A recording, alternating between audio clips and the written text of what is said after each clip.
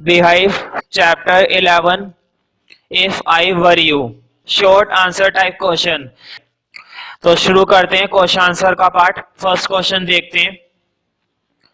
Why does the intruder choose Gerard as the man whose identity he wants to take on? Question ये है कि intruder choose क्यों करता है Gerard को, मतलब इंट्रूडर ने जेरार्ड को ही मारने का फैसला क्यों लिया था, उसने उसकी आइडेंटिटी चुराने का फैसला ही क्यों लिया। वो किसी और को भी तो मार सकता था और किसी और की पहचान भी चुरा सकता था। आइडेंटिटी का मतलब होता है पहचान, और इंट्रूडर का मतलब तो तुम्हें मालूम ही है, घुसपैठिया। घुसपैठिया ये तय करके आया था ना कि मैं इसको मार दूंगा और इसकी आइडेंटिटी चुरा लूंगा, मतलब इसकी पहचान मैं खुद बना लूंगा अपनी। ठीक है, इसकी आइडेंटिटी को मैं खुद अपना बना लूंगा इसको मारकर। तो उसने ऐसा फैसला क्यों लिया था बताओ। इसके आंसर में वो पार्ट आ जाना चाहिए ना कि जो जेरार्ड था वो लगभग किसकी तरह दिखाई देता था, इंट्रूडर की तरह। अगर जेरार्ड इंट्रूडर की तरह दिखाई नहीं देता तो उसे उसको मारने का कोई फायदा होता ही नहीं। ठीक है, तो आंसर देखते हैं। द प्ले राइट जेरार्ड, जो कथाकार है, जो लेखक है Gerard, lives alone in a lonely cottage. Cottage का मतलब होता है कुटिया। कॉटेज को हम कह सकते हैं कुटिया, या फिर हम कह सकते हैं एक छोटा घर या कमरा। तो वो अकेला रहता था। एलोन का मतलब होता है अकेला। जो लेखक है जेरार्ड, लेखकार है जो जेरार्ड है, वो अकेला रहता था कुटिया में। A criminal who is an intruder, एक अपराधी जो कि एक घुसपैठिया है, एंटर्स हिज कॉटेज, वो उसकी कुटिया में प्रवेश करता है। एंटर का मतलब होता है प्रवेश करना, और क्रिमिनल का मतलब होता है अपराधी, और इंट्रूडर का मतलब तुम्हें पहले से ही मालूम है। तो कहने का मतलब ये कि एक अपराधी जो कि एक घुसपैठिया था, वो एंटर करता है उसके कॉटेज में, उसकी कुटिया में। He bears some resemblance to Gerard, उसने कुछ ऐसा पहना हुआ है। ठीक है, मतलब उसका उसका जो देखने का तरीका है, उसका जो लुक लाइक है, मतलब वो जो दिखने में लग रहा है वो किसकी तरह लग रहा है, जेरार्ड की तरह।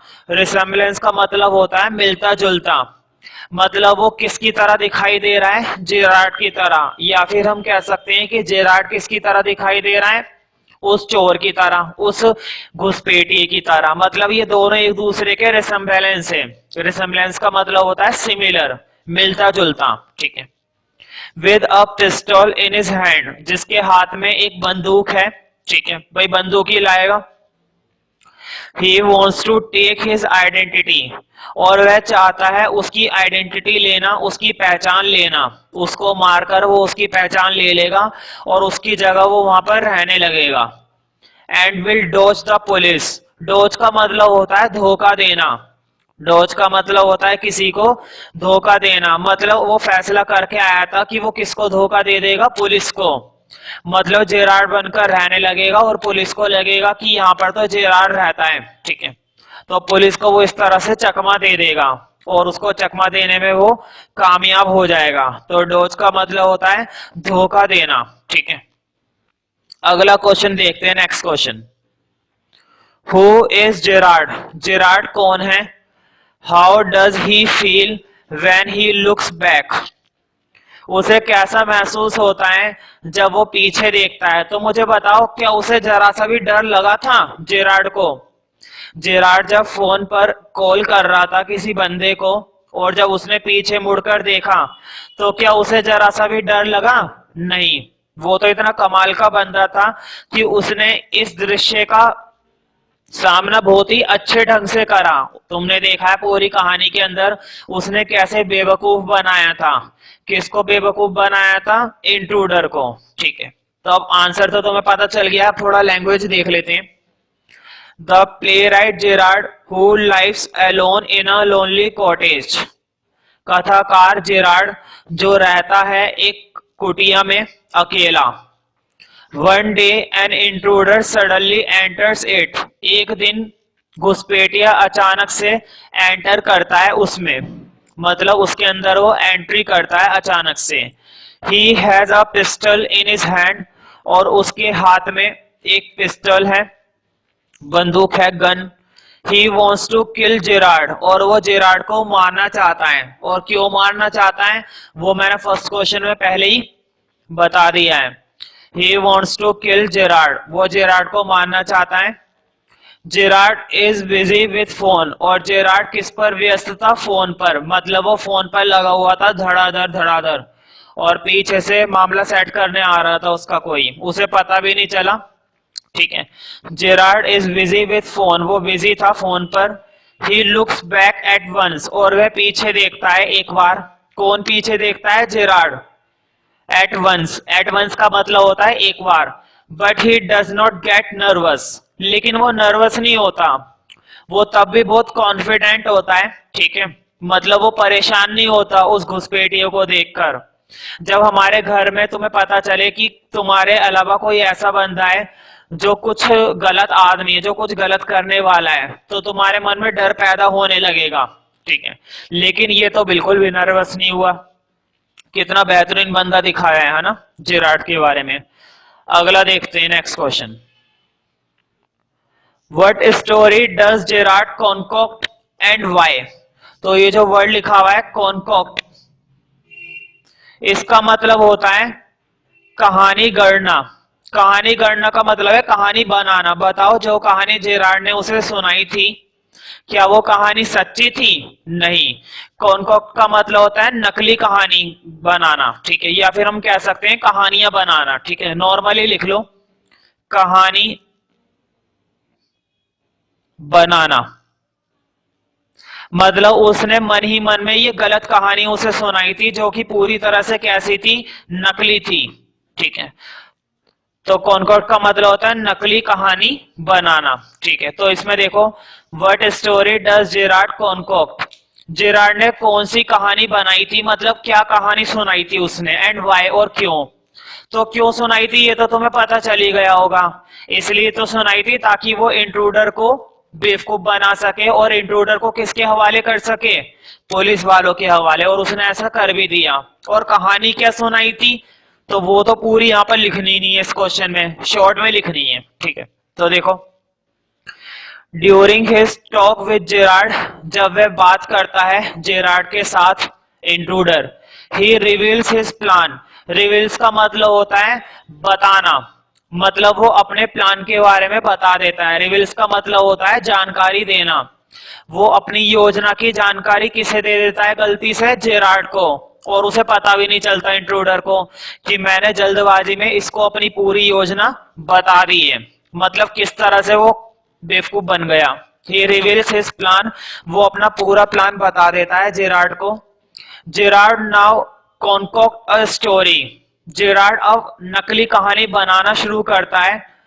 To outwit the intruder, outwit का मतलब होता है मजा चखाना, किसी को मजा चखाना, मतलब इंट्रूडर को मजा चखाने के लिए वो उसको एक कहानी सुनाना शुरू करता है, वो भी ऐसी कहानी जो नकली है। तो आउटविट का मतलब होता है मजा चखाना। उसने फैसला कर दिया था कि मैं इसको मजा चखा के रहूंगा, क्या ये मुझे मारने आया? अभी देखो मैं कैसे बेवकूफ बनाता हूं इसको। He tells him that he himself also killed a person.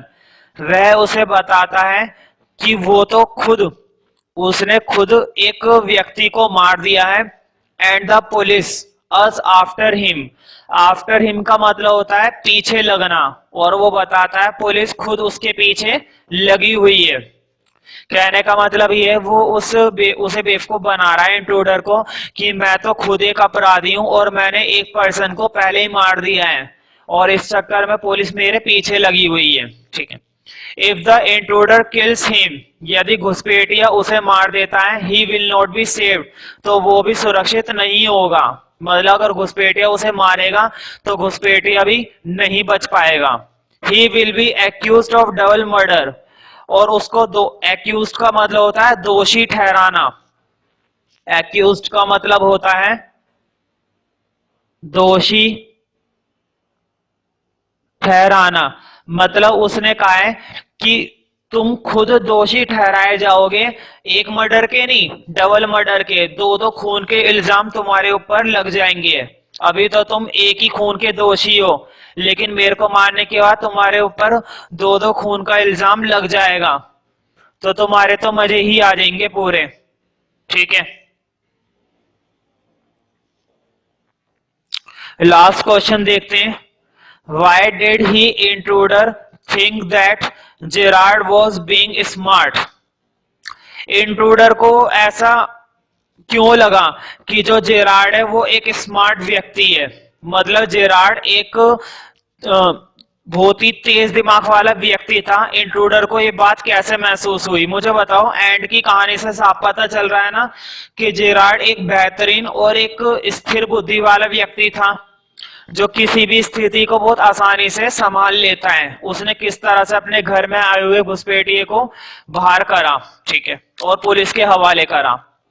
The intruder thought that Gerard was being smart.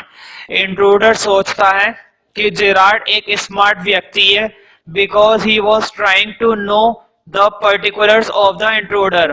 क्योंकि उसने कोशिश करी थी, जेरार्ड ने बातों बातों में कोशिश करी थी इंट्रूडर के बारे में सब कुछ जानने की। पर्टिकुलर्स का मतलब होता है विशेषता।